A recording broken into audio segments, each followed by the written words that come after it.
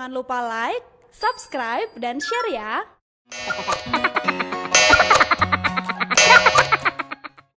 Langkahku semakin lelah berjalan menyusuri. Assalamualaikum Pak Udin. Sehat? Maaf Pak. Maaf. Sehat Pak? Alhamdulillah Bang. Lagi santai? Nyantai. Oke, assalamualaikum guys. Malam ini saya lagi sama Pak Udin nih. Pak Udin ini dikenal sebagai pengurusnya TPU di sini. Jadi kita bakal bagi-bagi pengalamannya Pak Udin semasa hidup sampai sekarang nih. Ada poin penting yang harus kalian tahu.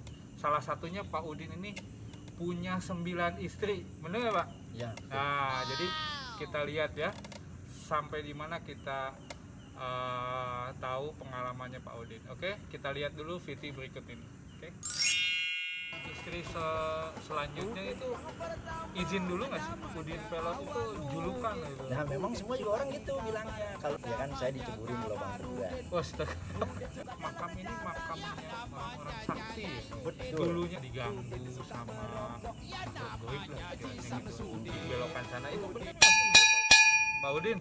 Saya Pak Udin ini sejak kapan tinggal di sini sih Pak Udin? tahun 90 awal. Tahun 90 awal. Ya. Nah, selama tahun 90 sampai saat ini itu sudah berapa lama menjabat sebagai pengurus TPU? Mulai masuk 2010. 2010 ya? Iya. Nah, dulunya itu tinggal di mana Pak Udin? Dulu saya memang udah tinggal di sini. Nah, aslinya Kampung Limo. Kampung Limo. Oh, jadi dulunya memang udah di sini ya? Ya. Ini mohon maaf. Enggak selama nikah sini. Oh, selama nikah. Mohon maaf nih, sekarang tuh usianya berapa Pak Udin? Kalau nggak salah, kalau nggak salah ya, kalau nggak salah hitung saya lahir 49. 49. Kalau sekarang 2021. Iya. Ya tinggal ngitung aja lah, saya nggak bisa Iya. ngitung. Pokoknya bonusnya banyak pokoknya.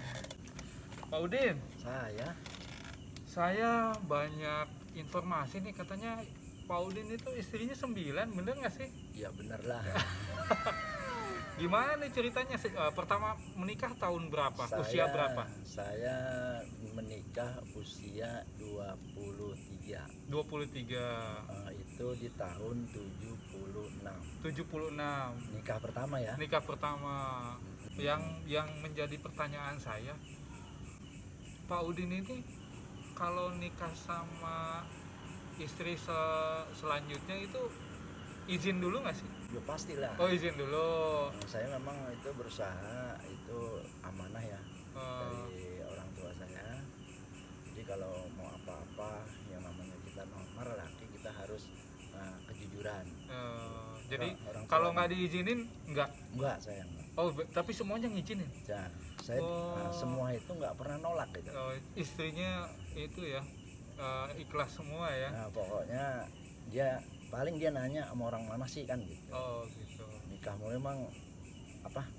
Ini juga sama kan, dia bilang gitu. Iya. Kadang-kadang bercanda lah gitu kan. Iya. Dulu itu bisnisnya apa sih? Saya Sampai bisa istilahnya membiayai 9 istri, itu bisnisnya apa tuh? Kalau saya memang waktu tahun-tahun, saya kan tahun 60 kan ikut oplet ya. Ya masih zaman duit perakan itu kan. Iya. Perakan, terus duit paling besar itu duit kan 1.000 ya. Iya. Waktu itu. Nah terus saya ikut itu, saya kadang-kadang dikasih duit 15 perak aja itu udah Alhamdulillah. Masya Allah. Besarnya ya. Iya, kalau kita makan dulu kan warteg jarang ya. Iya. Kita makan warteg tuh 5 perak aja udah kenyang bener tuh. Nih Pak Udin, sekarang gini, total anak berapa? Saya anak alhamdulillah, tapi walaupun saya nih menikah sudah 9 kali, yang punya anak ini cuma 2. Oh. Yang pertama sama yang nomor 9 ini. 9. Yang sekarang ini nih. Yang terakhir itu. Yang saya anggap nih penuh keseimbangan. Oh, oke. Masya Allah, saya juga terharu sebetulnya. Udahnya terharu tapi sedih gitu kalau saya merenung gitu kan. Iya. Gue berdosa banget ini kan gitu. Kan pasti kan. Iya. Apa alasannya manusia itu nggak ada yang sempurna kan. Betul. Pasti kebohongan tuh pasti ada. Iya. Besar dan kecilnya kan gitu. Terus kalau cucu berapa? Cucu anak yang pertama 2, ya kan? Terus anak yang yang kedua ada 2. Nah terus anak yang pertama itu anak yang pertama 2, anak yang Sampai bingung. Sampai bingung saya. Si Yati kan anak saya Yati, anaknya 2. Terus si yang bawahan si Yati kan yang tadi saya sebut itu meninggal.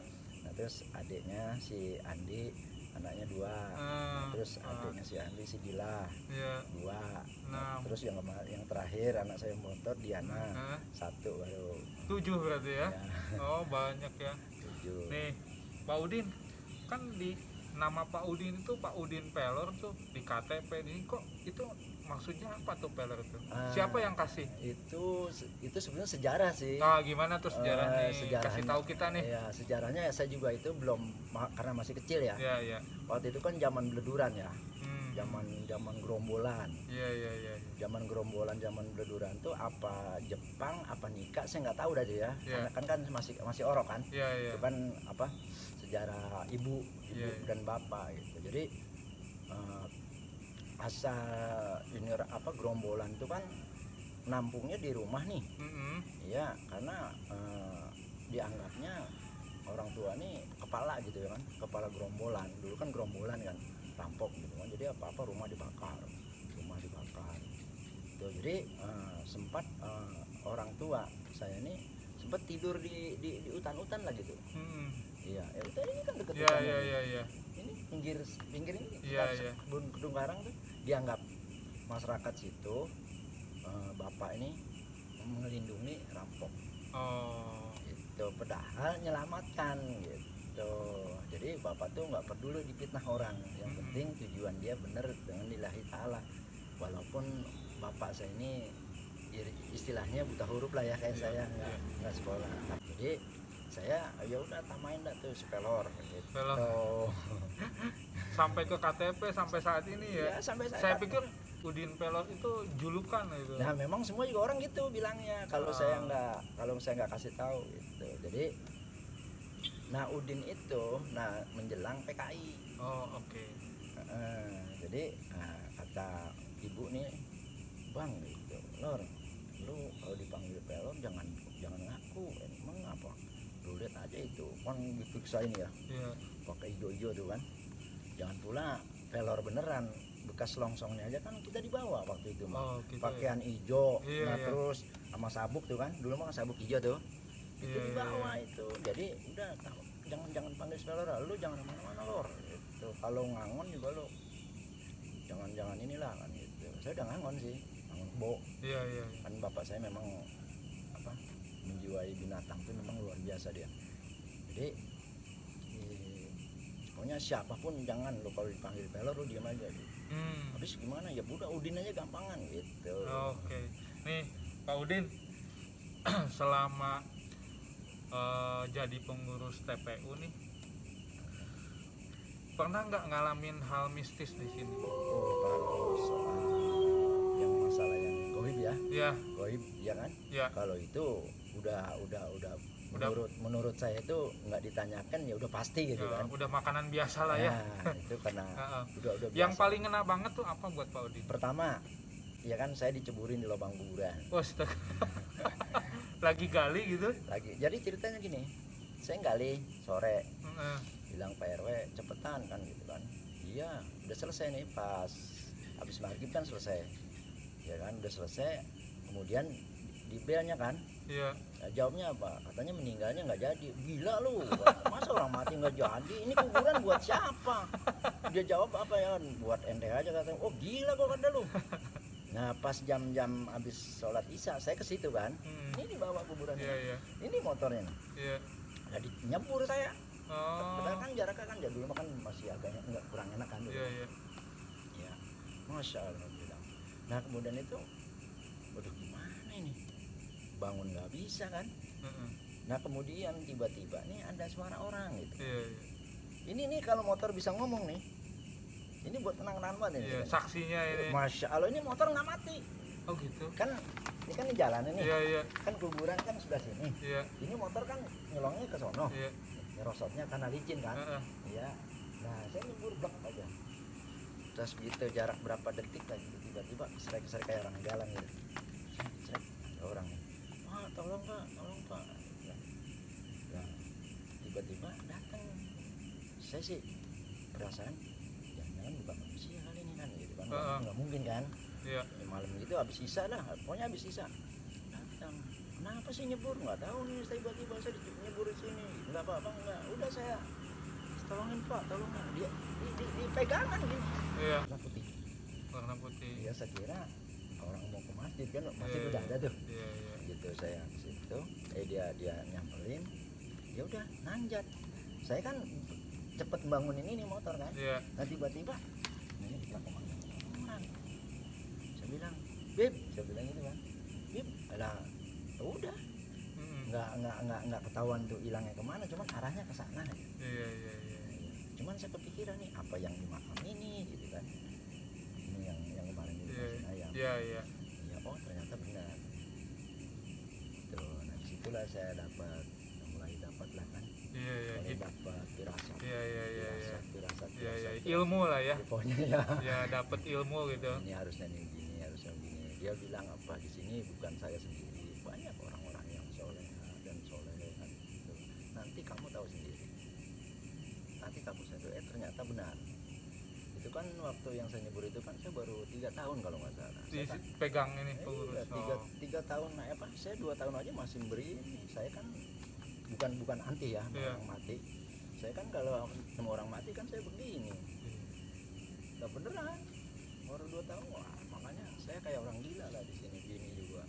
Udah Pak, jangan ke kuburan mulu, mau pengen tahu kan. Iya. Pengen tahu aja gitu.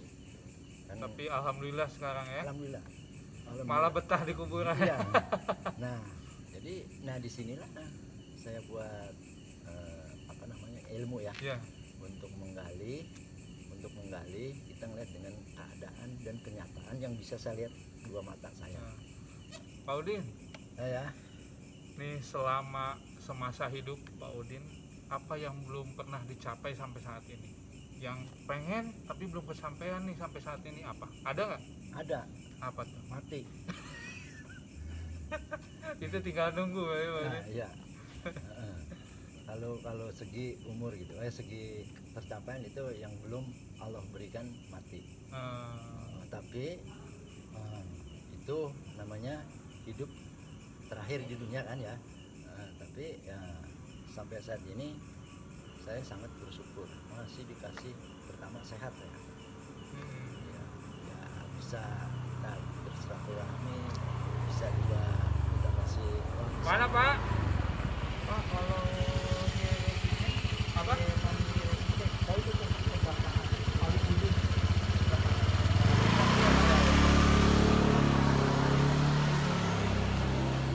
Udin, nih banyak yang tanya kenapa sih jalan ini tuh nggak ada papan nama atau nggak ada pelangnya kalau di sini itu makam.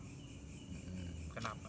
Itu memang dari sejak pertama ada makam sehingga sekarang memang nggak pernah itu dikasih petunjuk wah ini jalan buntu atau jalan makam. Enggak. Jadi menurut mayoritas ya yang keluarga berapa RW gitu kan. Jadi udah biarin kan gitu. Orang nyasar paling nggak jauh, paling berapa meter lah dari tikungan ke pintu gerbang makam. Iya. Ibarat bensin cuma setetes lah ya. Setetes. Nggak masalah itu kan gitu, kecuali memang jorok jauh gitu. Ntar gua dengan sendirinya dia sadar di situ lah. Pasti katanya. Pasti apabila orang sampai ke pintu gerbang makam, pasti orang itu sadar dan menyadari. Pasti dia ingat kematian. Itu aja. Jadi biar dekat aja sama Tuhan lagi ya gitu, sama Allah lagi gitu ya. Ya kalau kita logika berapa sih susahnya bikin tanah ya, nama oh ini makam. Gitu. Memang sengaja gitu, sengajanya itu bukan dalam arti mau bikin nyasarnya orang gitu. Jadi tujuannya sih dakwah. Tujuannya mah cuman dakwah itu kan nggak harus kita ceramah di taklim kan. Kita dengan cara gerakan aja, niat aja kan udah dakwah. Kan jadi keputusannya ya udah jangan ditaruhin merek gitu. supaya orang itu sadar, apalagi orang-orang yang konyol kan. Dia datang dia kan bawa mobil pakai bawa cewek gitu kan. Apalagi zaman sekarang narkoba umpamanya, ya kan. Nah, dia sadar ke sampai situ. Gitu. Jadi ibaratnya kalau misalkan orang yang dekat sama Allah walaupun salah jalan sampai ke makam itu nggak masalah gitu ya. Kecuali kalau orang itu memang punya hati yang nggak baik gitu ya, pasti ada sesuatu gitu ya. Nah, jadi poin pentingnya itu siapapun kamu, siapapun Anda, kalau misalkan hati kamu baik, kamu sampai salah jalan kemanapun insya Allah aman ya. Pak Udin, banyak yang ngomong nih, warga sini sama yang pernah tinggal di sini katanya makam ini makamnya orang-orang sakti ya. Betul. Dulunya itu atau orang-orang terpandang gitu. Itu gimana ceritanya tuh Pak Udin? Karena kalau di sini, kalau makam Parakanku tuh kan sebutnya kan Parakan kan. Ya kan. Jadi kalau umur sekarang ini udah nggak bisa cerita kan.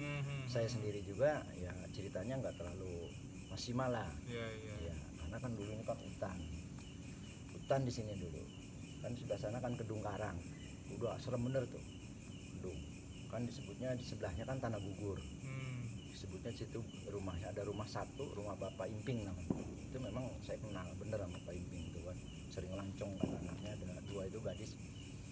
Jadi memang rumah itu sendiri gitu kan.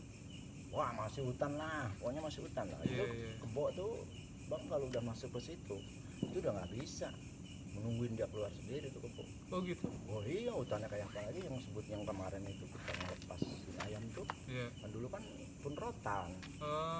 Punrotan, kenal punrotan? Iya, itu di situ seremnya tuh minta ampun itu. Jadi kalau makam di sini memang dari zaman Belanda sih. Makanya di sini nih banyak orang yang tadi abang bilang tuh orang-orang yang sakti gitu kan, itu bukan ngomong ngarang. Benar berarti ya. Itu sebenarnya ya kalau memang kurang yakin, coba aja kita meyakinkan diri kita kepada Allah, kita minta petunjuk bangun kita. Nah, pasti. Karena apa? Saya nggak ngarang, saya 10 tahun sampai sekarang 11 tahun itu yang saya jalan, saya punya keyakinan, saya mohon kepada Allah kan, sujud minta petunjuk kan. Ternyata Allah tunjukkan. Saya tahu orang yang mati utuh, ya kan? Orang yang jadi mati nih 20-an tahun jadi batu lah itu. Pokoknya jadi batu lah itu, merinding loh kita. Jadi ini kuku keriting, ini caling ya. Ini rambut udah kayak sapuduk gitu kan. Masya Allah. Itu kan dulu kan saya hanya cerita. Jadi kalau memang bapak tuh dulu ngasih amanat saya, kalau belum bisa kita lihat janganlah sembarang kita cerita. Jadi apa yang kita ceritakan kepada siapapun orangnya, itulah yang kita lihat. Nih Pak Udin, kan di sini banyak yang suka salah jalan atau yang kesasar lah istilahnya. Katanya ada yang ngomong, ada yang bilang diganggu sama makhluk goib lah istilahnya gitu. Dibelokan sana, itu benar nggak sih menurut Pak Udin gimana tuh? Itu benar. Itu benar gitu. Karena apa? Saya bilang benernya mas, saya sendiri juga memang saya bisa rasakan kan gitu. Cuma itu pun tergantung kita punya gerakan. Oh, jadi ada yang benar salah jalan, tapi ada juga yang diganggu.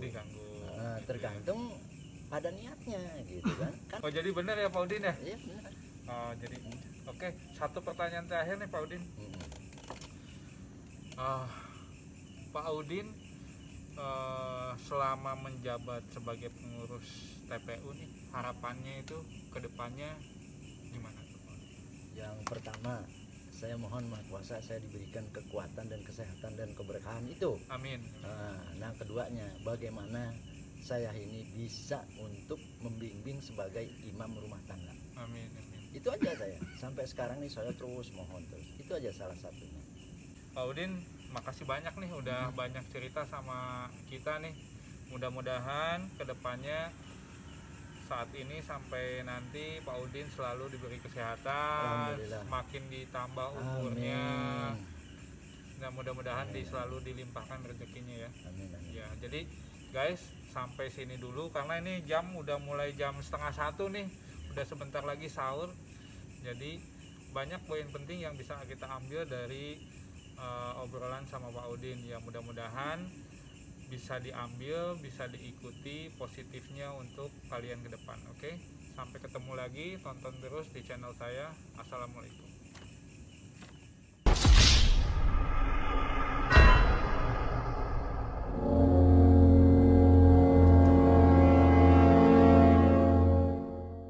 Jangan lupa like, subscribe, dan share ya.